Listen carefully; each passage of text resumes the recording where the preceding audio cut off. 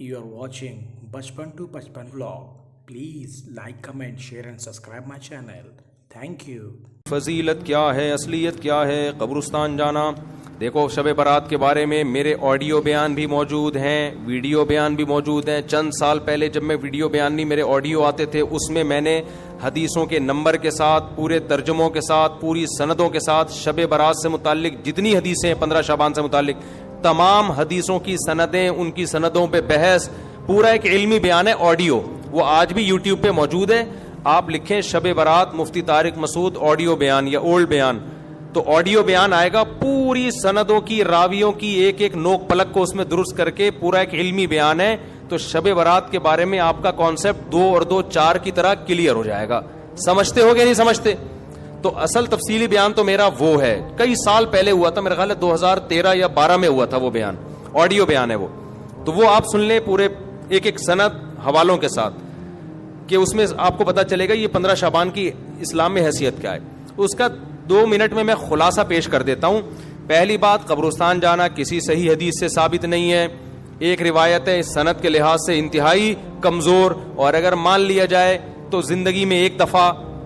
ہمارے ہاں ہر سال جایا جاتا ہے, اور وہ بھی نبی چپکے سے گئے. ہمارے ہاں جتھوں کی شکل میں جایا جاتا ہے. تو یہ ساری بدعات ہیں. سمجھ میں آ رہی ہے بات؟ ایک تو وہ حدیث انتہائی کمزور ہے سند کے لحاظ سے, اس سے شرعی مسئلہ ثابت نہیں ہوتا. لہذا ہماری رائے یہی ہے کہ 15 شعبان کو قبرستان ثواب سمجھ کے جانا بدعت عمل ہے, اور ثواب سمجھے بغیر جانا بدعت کی تائید ہے. تو نہ جائیں قبرستان. سمجھتے ہو؟ نہیں آ رہی بھائی, ان کو رہنے دو. میں گلا پاگلوں کی طرح پھاڑ رہا ہوں. میں 3 دن سے بیانات کرتے کرتے نا گلا بیٹھ گیا مجھے. تو 15 شعبان کو آپ کو قبرستان جانے کی ضرورت نہیں ہے. کوئی بولے یہ مفتی صاحب نیا دین لیا ہے, نیا دین نہیں بھائی. جتنے بھی 1400 سال سے جو بدعت سے پاک دین ہے وہ یہی ہے. کیوں؟ کوئی صحیح حدیث موجود ہی نہیں ہے, انتہائی کمزور حدیث ہے, اور زندگی میں ایک بار والی ہے. صحابہ سے وہ بھی ثابت نہیں ہے, اور وہ بھی چپکے سے گئے. آپ جتوں کی شکل میں جا رہے ہو. تو یا تو یہ بدعت ہے یا بدعت کی تائید ہے. تو آپ قبرستان پھر چپ ہو جاتے ہیں. یار نہیں جاؤ یار, کسی اور دن چلے جاؤ قبرستان. ویسے بھی ان 15 شعبان کو قبرستان میں جو میلے ٹھیلے اور انٹیاں بن سج کے آئی ہوئی ہوتی ہیں نا, مردے فتنوں میں پڑ جاتے ہیں. مردے کہتے ہیں مرے کیوں یار, اتنا اچھا ماحول ہے باہر کا. تو آج کل تو انٹیاں ایسے میک اپ کر کے اور دوپٹے, اور پھر بندے بھی تیار ہو کے, ایک انٹرٹینمنٹ ہے وہ قبرستان. وہ قبرستان تھوڑی رہا ہے جو پہلے ہوا کرتے تھے. تو آج کل تو ویسے بھی جانا جائز نہیں ہے. دوسرا کام, اس رات کو لوگ کہتے ہیں نہاؤ دھو اور تہوار ہے. تو تہوار اسلام میں دن میں ہوتے ہیں, راتوں میں. عیسائیوں کے, ہندوؤں کے تہوار ہو سکتے ہیں, مسلمانوں کے تہوار دن کی روشنی میں ہوتے ہیں. رات کے اندھیروں میں بولو نا نہیں ہوتے. راتیں عبادت کی ہوتی ہیں. تہوار نہانا دھونا, اچھے کپڑے, یہ دن کے کام ہیں. تو لہٰذا یہ کوئی بھی نہیں ہے کہ رات نہلاؤ, نہا دھو کے اور اچھے اچھے کپڑے پہنو. کوئی مستند روایت نہیں اس بارے میں. تمیز سے سو جاؤ گھر میں جا کے. اور تیسرا کام کیا ہے؟ حلوہ مانڈا, حلوے مانڈے پکاتے ہیں. تو جب تہوار ہی نہیں ہے تو حلوے کس بات کا بھائی؟ حلوے تو عیدوں میں خوشیوں میں ہوتے ہیں نا.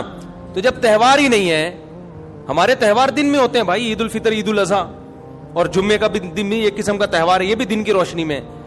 تو آپ نے حلوے مانڈے بھی بولو نا نہیں. پھر اس رات کو تقدیر کے فیصلے ہوتے ہیں. قرآن میں صاف طور پر ہے کہ وہ لیلۃ القدر میں ہوتے ہیں, اور ہم نے قرآن بھی کب نازل کیا؟ رمضان میں اور لیلۃ القدر میں. بالکل واضح قرآن کی آیتیں ہیں. اس کے مقابلے میں جو 15 شعبان والی حدیثیں ہیں جن میں آتا ہے کہ اس رات فیصلے ہوتے ہیں, وہ قرآن کے مقابلے میں جاندار, سند کے لحاظ سے مضبوط نہیں ہے. ان میں اتنی طاقت نہیں ہے کہ قرآن کی آیت کو آپ اس میں ایڈیشن کر دیں. لہذا قرآن سے واضح پتہ چلتا ہے کہ جو فیصلے ہوتے ہیں سال بھر کے, وہ شب قدر میں ہوتے ہیں, جو رمضان میں. اور قرآن بھی کب نازل ہوا؟ راجح دلیل کے لحاظ سے راجح بات یہی, اگرچہ بعض علماء نے وہ بھی لکھی, لیکن راجح دلیل کے لحاظ سے یہ بات ہے. 3 باتیں ہو گئیں. چوتھی بات ہے پٹاخے. شب برات کے پٹاخے.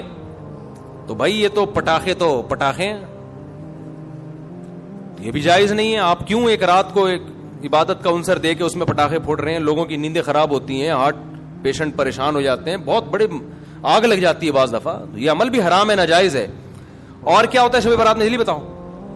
عبادت پہ آ رہا ہوں. دن کا روزہ 15 شعبان کا, وہ بھی کسی صحیح حدیث سے ثابت. میں نے ایک دفعہ کسی نے کہا محرم کے فضائل پہ بیان کریں,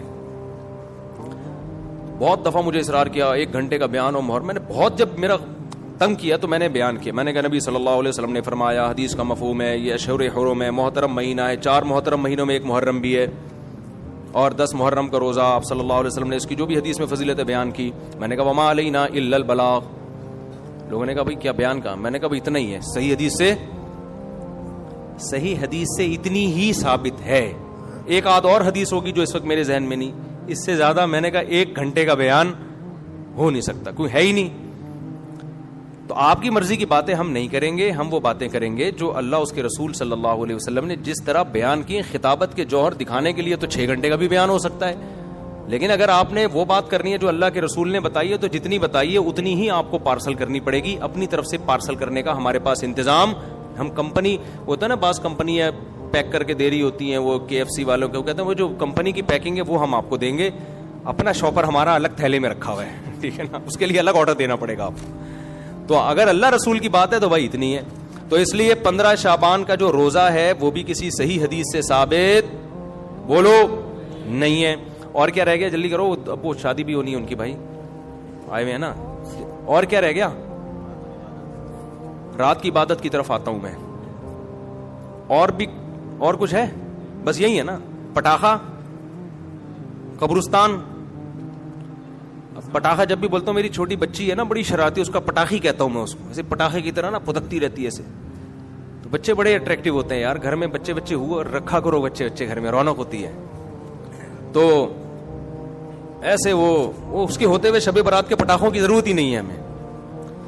تو ایسے بچے ہوتے ہیں نا, ایسے کھیل رہے ہوتے ہیں کلابازیاں, چھوٹے 2-2.5 سال کے بچے. ہم تو بچوں کو دیکھ کے دل چاہتا ہی نہیں کہ یہ بڑے ہوں, چھوٹے زیادہ اچھے ہوتے ہیں. تو پٹاخہ یہ ناجائز ہے. حلوے مانڈے, میٹھا ویسے ہی اسلام میں کم ہے یار, تم میٹھے پھوڑ کے اپنے آپ کو. اور تیسرا کیا ہے, میٹھا کم کیسے, لوگ حدیث پہ کے لحاظ سے اشکال کریں گے, پھر کسی وقت اس کا جواب دوں گا. تیسرا ہے نہانا دھونا, صاف کپڑے پہننا. اچھے کپڑے تو ویسے ہی صاف پہننے چاہیے ہر وقت, لیکن اسپیشلی اس رات میں کوئی فضیلت نہیں ہے.